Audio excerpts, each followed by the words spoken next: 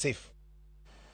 Lakteche mathiedho chiaye pachoka opako apedha madhi nyime ne lakteche ma bandia mosebedo ka thiedho chiaye tok chik.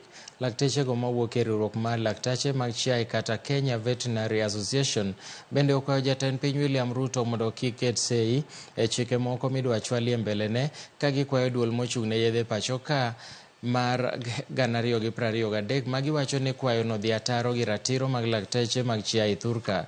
Kane giloso yo Malindi, lakteche go bendo yango ni sekta mar jotich ma pachoka ok osebedo ka winjogi kendo ok chulgi maber, gino makoro miyo lakteche ma bandia muomogi.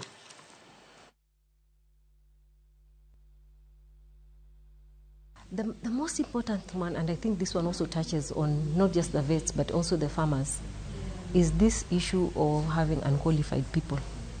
So as an association, we really want to ensure that we push for the legislations to enact to basically enforce the laws, the vet laws, so that we don't have unqualified people coming to compete with the veterinary surgeons, and at the same time, because these unqualified people, when they're handling the animals and they're advising in the farm, their advice is not as top-notch as that of the qualified people.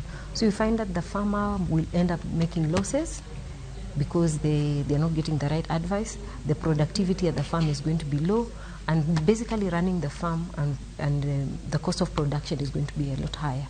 So that is one of the things that comes forefront when it comes to what needs to be addressed.